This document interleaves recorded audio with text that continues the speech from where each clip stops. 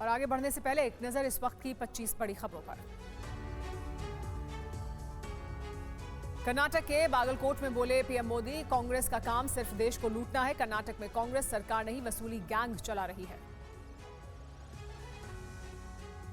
लखनऊ संसदीय सीट से राजनाथ सिंह ने नामांकन दाखिल किया। सीएम धामी, सीएम योगी नामांकन के समय उनके साथ मौजूद थे।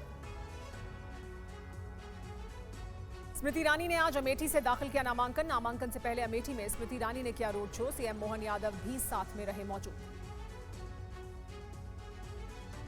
अमेठी में कांग्रेस बीजेपी कार्यकर्ताओं में झड़प। आज स्मृति ईरानी के नामांकन के दौरान कांग्रेस दफ्तर के पास आपस में भिड़े कार्यकर्ता। इंदौर से कांग्रेस प्रत्याशी अक्षय ने अपना नामांकन वापस लिया। बीजेपी विधायक रमेश मेंदोला के साथ नाम वापस लेने गए अक्षय।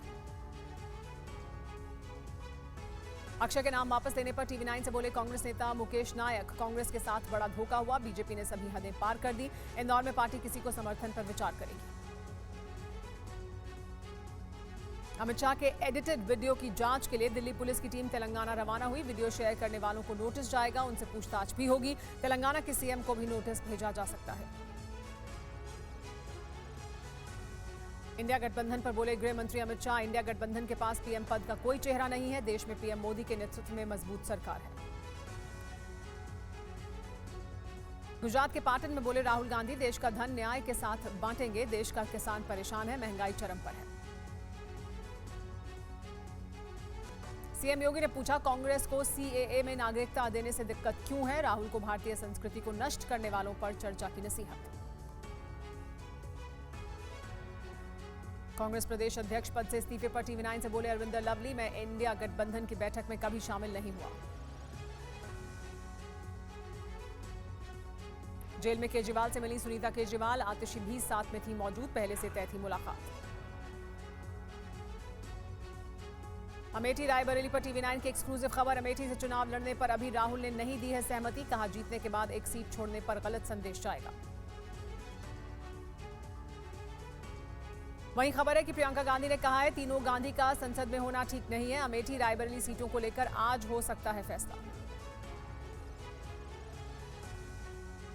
बिहार के सारण से आरजेडी प्रत्याशी रोहिणी आचार्य ने दाखिल किया नामांकन। पिता लालू यादव भी साथ में मौजूद रहे।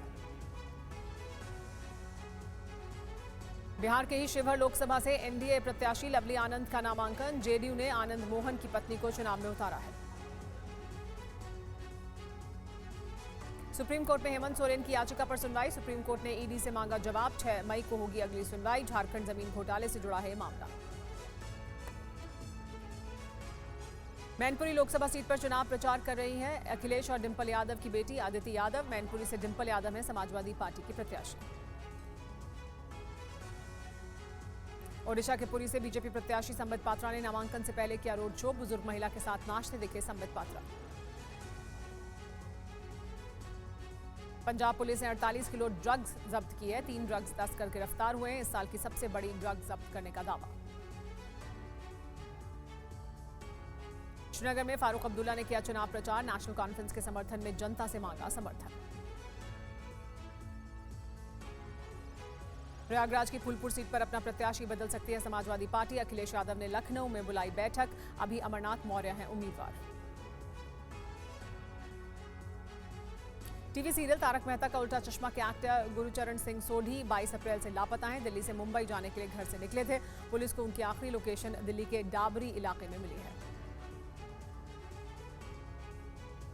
जम्मू कश्मीर के रामबन में 100 घरों में आई दरार। पहले 50 घरों में दरार की खबर थी, लेकिन करीब 1 किलोमीटर तक सड़कें तबाह हुई हैं और कई घर भी ढह गए हैं। उत्तराखंड के जंगलों में लगी आग पर काबू पाने की कोशिशें जारी हैं। रेस्क्यू ऑपरेशन में जुटी है एनडीआरएफ। 6 दिनों से लगी है आग। और इस वक्त एक बड़ी खबर आ रही है, आपको बता दें मथुरा से बड़ी जानकारी आ रही है। मथुरा के जैत गांव में भीषण आग लगी है। सिंचाई विभाग के गोदाम में आग लगी है, जानकारी मिली है। गोदाम में रखे पाइप में आग लगी और विकराल हो गई। मौके पर दमकल की कई गाड़ियां मौजूद हैं। ये तस्वीरें जो आप इस वक्त देख रहे हैं, ये उत्तर प्रदेश के मथुरा की तस्वीरें हैं। गोदाम था एक, जहां पर पाइप रखे हुए थे जिसमें आग लगी है। सिंचाई विभाग का गोदाम था ये।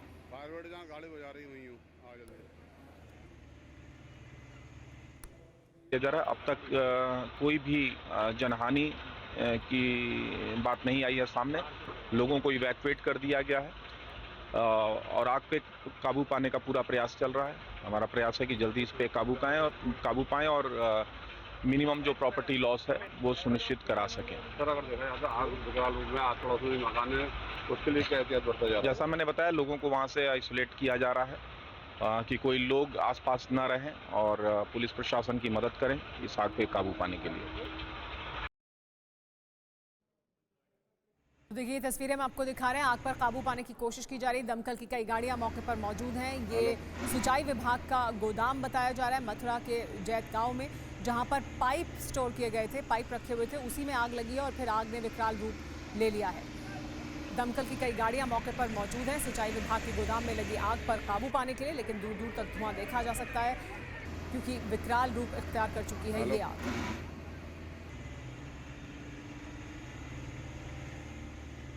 क्या राहुल गांधी अमेठी से और प्रियंका रायबरेली से चुनाव लड़ेंगे? ऐसे ही कुछ सुलगते मुद्दों पर टीवी9 संवाददाता कुमार विक्रांत सिंह ने राहुल गांधी के रणनीतिकार और मीडिया इंचार्ज जयराम रमेश से बातचीत की है। 2024 के चुनाव के लिए विपक्ष और खासकर कांग्रेस की मीडिया में रणनीति बनाने वाले राहुल गांधी के अहम सिपाहसलार जयराम रमेश हमारे साथ मौजूद हैं। कांग्रेस पार्टी के महासचिव भी हैं। जयराम साहब, चुनाव अब बीच में है, 2 चरण हो चुके हैं और इस बीच में नारा जो दिया जा रहा है बीजेपी की तरफ से, प्रधानमंत्री की तरफ से कि 400 पार, अब की बार 400 पार एनडीए गठबंधन और 370 से ज्यादा बीजेपी, तो आप लोग तो कहीं है ही नहीं, कुछ दिन से वो 400 पार की बात नहीं कर रहे हैं, क्योंकि 400 पार के पीछे क्या राज है।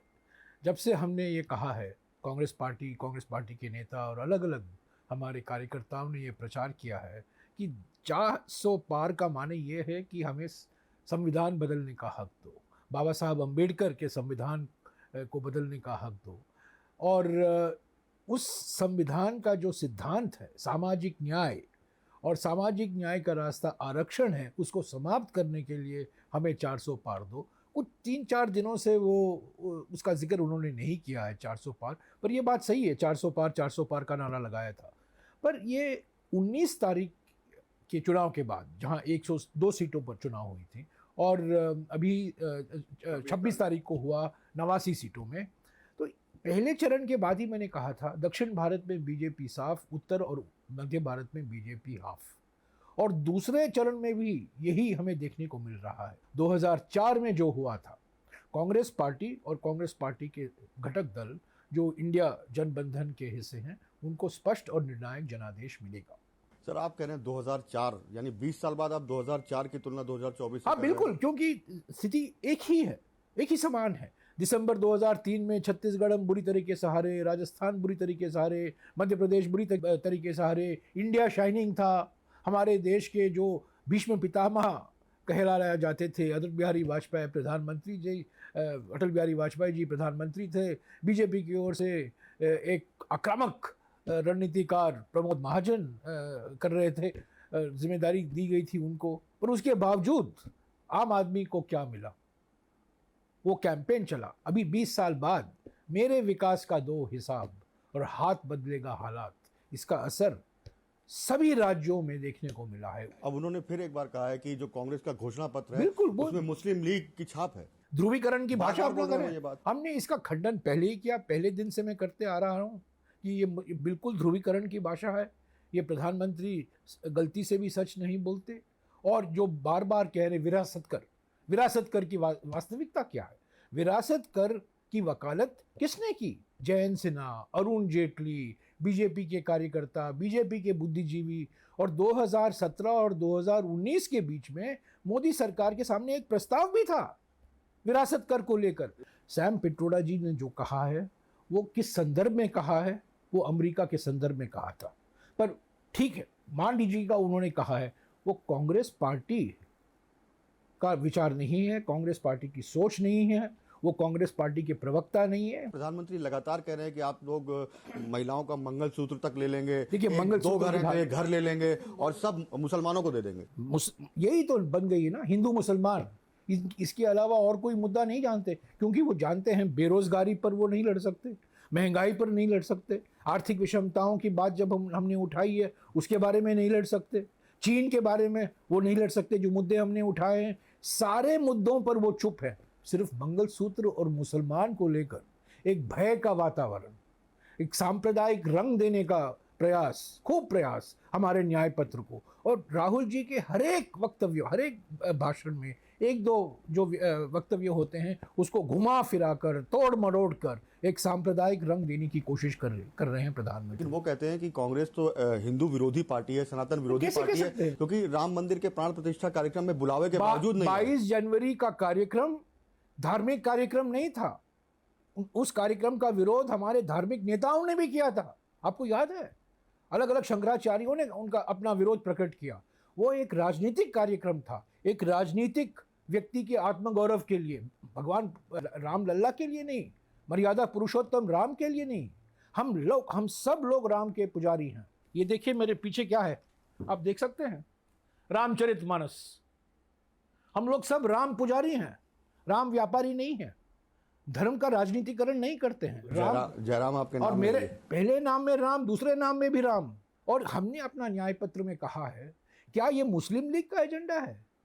ये क्या मुसलमानों के लिए फायदा होगा? जब हम कह रहे हैं कि एमएसपी को लीगल दर्जा दीजिए, हम देंगे, और हम कर्जा माफी करेंगे किसानों का। 16 लाख करोड़ रुपया कर्जा माफ किया गया है पूंजीपतियों का, और 1 रुपया किसानों का कर्जा आपने माफ नहीं किया है। हमने न्याय पत्र में लिखा है।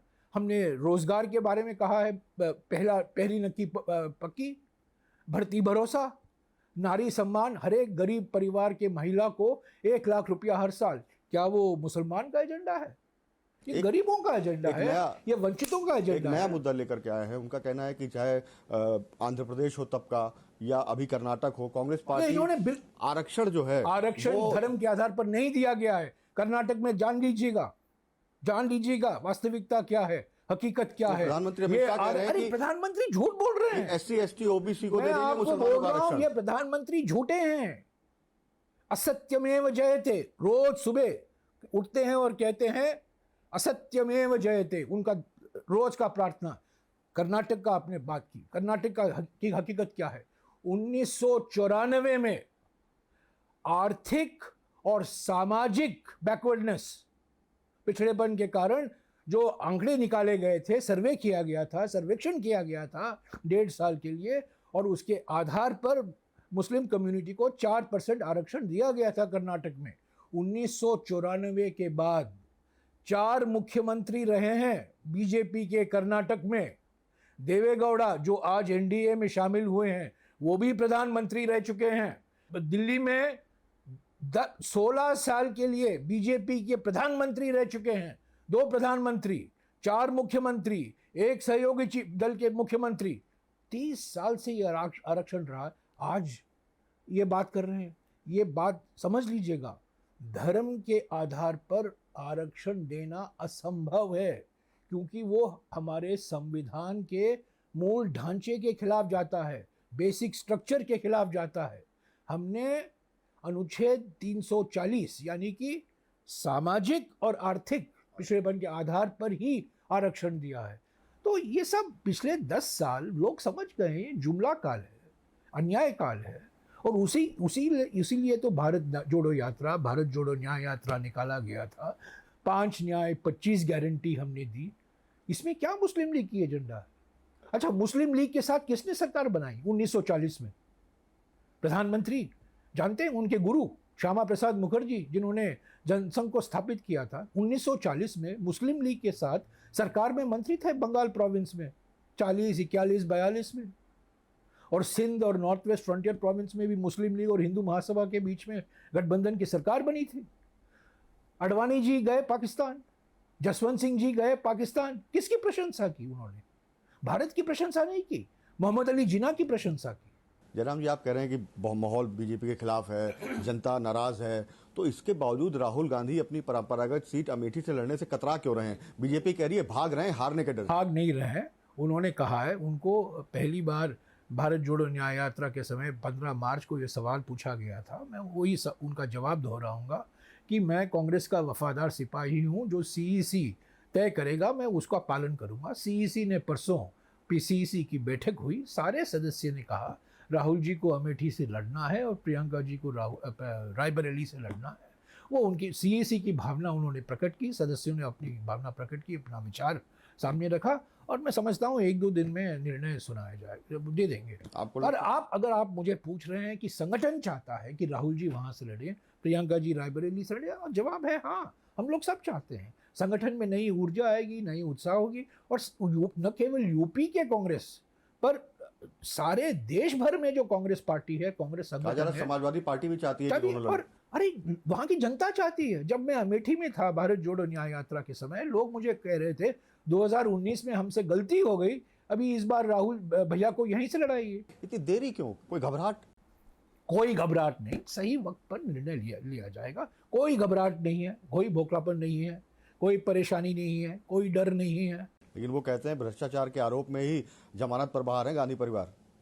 कहाँ? अरे आपके पास सबूत है तो कार्रवाई कीजिए ना। ये पहली बार हो रहा है। अब 2 मुख्यमंत्री को गिरफ्तार करते हैं, जेल में बंद करते हैं, और चार्जेस ही नहीं है। क्या चार्ज है? आरोप क्या है बताइए? क्या आरोप है? बार बार आप ये आरोप है, ये आरोप है, ये आरोप है बढ़ाते रहते हैं। गांधी परिवार जमानत पर बाहर है, जीजा जी को घोटाले की बात भी वो करते हैं। कहाँ? उन्होंने 10 साल पहले किया था, जांच करवाई, क्लीन चिट मिला हरियाणा सरकार को, हरियाणा के नेताओं को। अगर आपके पास सबूत है, ये लटका के मत रखिएगा। ये डराने के लिए, धमकी देने के लिए ये आरोप लगाते रहते हैं। अगर आपके पास सबूत है, कार्रवाई कीजिए। सर, इतना सब कुछ चल रहा है, लेकिन अगर आप याद करें भारत जोड़ो न्याय यात्रा की ही जब शुरुआत होती है तो मिलिंद देवड़ा चले जाते हैं। लगातार पूरी यात्रा के दौरान कांग्रेस के नेता बीजेपी में जा रहे थे, और अब अरविंदर सिंह लवली दिल्ली कांग्रेस के अध्यक्ष हैं। जो लोग जाते हैं, उन्होंने इस्तीफा दे दिया बीच चुनाव में। जाते हैं कांग्रेस से, कई कारण होते हैं। कुछ लोग अवसरवादी होते हैं, पोस्ट के पीछे भागते हैं, पद के पीछे भागते हैं, राज्यसभा के सीट के पीछे भागते हैं, कुछ भी हो तो अवसरवादी होते हैं। उनका विचारधारा से इतना कट्टर विश्वास नहीं है जितना कि होना चाहिए राजनीति में। सर, लवली ने कहा कि मैंने पार्टी नहीं छोड़ी है। ठीक है, लवली के आम आदमी पार्टी से आपने गठबंधन किया, इससे नाराज है वो। कन्हैया कुमार को आप टिकट देते हैं, इससे नाराज है वो। बाहरी लोगों को टिकट देते हैं, इससे नाराज है। उन्होंने कांग्रेस अध्यक्ष को खत लिखा है। कांग्रेस अध्यक्ष और हमारे महासचिव संगठन उनसे बात कर रहे हैं। ये बात अच्छी है कि लवली ने कहा है कि वो पार्टी नहीं छोड़ रहे हैं, मैं उसका स्वागत करता हूँ। एक बड़े पार्टी में हमेशा इस विचार में कुछ मतभेद हो सकते हैं। सर, आखिरी सवाल मेरा 2024 को लेकर के अभी 5 चरण बाकी हैं। आप कह रहे हैं कि प्रधानमंत्री ने टेम्पो जो है हिंदू मुस्लिम का कर दिया है, तो आपकी रणनीति क्या होने वाली है अगले 5 चरणों में प्रधानमंत्री से निपटने के लिए? क्योंकि प्रधानमंत्री का भाषण, प्रधानमंत्री की अपील, उससे तो आप नहीं। 5 न्याय 25 गारंटी। हम प्रधानमंत्री के भाषा का खंडन करेंगे। जो वो झूठ प्रचार कर रहे हैं उसका पूरा खंडन कर रहे हैं। मैं रोज उसका खंडन कर रहा हूं। हमारे नेता खड़गे जी, राहुल जी, प्रियंका जी उसका खंडन कर रहे हैं। पर हमारा एजेंडा सकारात्मक एजेंडा है। हम इस चुनाव में बेरोजगारी, महंगाई, बढ़ती हुई आर्थिक विषमताएं, किसानों के मुद्दे, श्रमिकों के मुद्दे, उस पर लड़ रहे हैं, उस पर ही लड़ेंगे।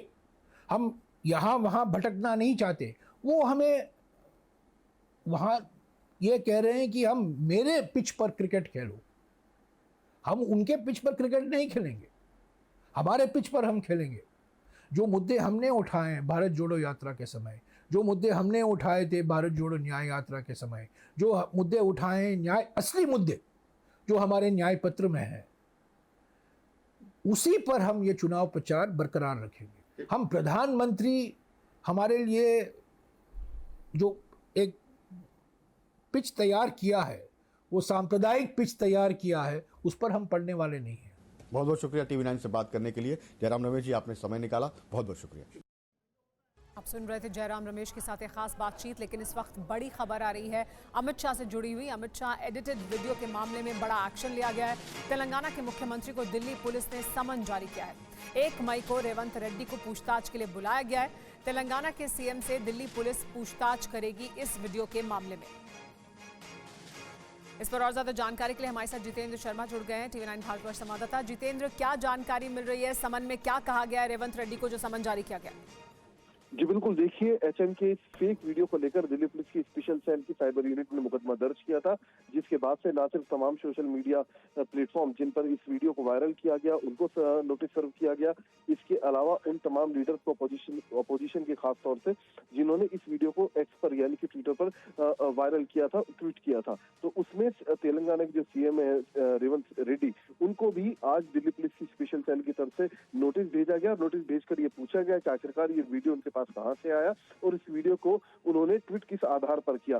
दरअसल जो तेलंगाना प्रदेश कांग्रेस है उसके अध्यक्ष भी हैं सीएम, तो इस लिहाज से और जो ट्विटर हैंडल है प्रदेश कांग्रेस का तेलंगाना का, उससे इसको ट्वीट किया गया था इस फेक वीडियो को। तो उस आधार पर सीएम को नोटिस भेजकर जवाब तलब किया गया कि आखिरकार किस आधार पे इस फेक वीडियो को उन्होंने वायरल किया और साथ ही अपनी एक जनसभा में किस आधार पर अमित शाह के फेक वीडियो को आधार बनाते हुए इस तरीके की जो गलत बातें थी, वो जो भ्रांतियां थी, वो फैलाने की उन्होंने कोशिश की। जी जितेंद्र, इस मामले में क्योंकि जांच तेजी से चल रही है, सख्त कार्रवाई करने की बात हो रही है, तो अब रेवंत रेड्डी को भी समन जारी किया गया है, उनसे जवाब मांगा गया है।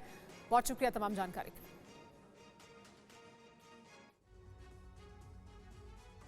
और अब आपको दिखाते हैं प्रधानमंत्री मोदी का एक दिलचस्प वीडियो। आज प्रधानमंत्री कर्नाटक के बागलकोट में एक जनसभा को संबोधित कर रहे थे। इसी दौरान उनकी नजर एक तस्वीर पर पड़ी जिसमें मां हीराबेन उनको आशीर्वाद दे रही थी। इसके बाद क्या हुआ, आप खुद देखिए और सुनिए।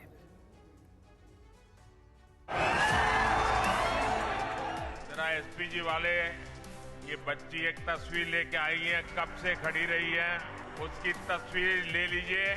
बेटा please write down your name and address.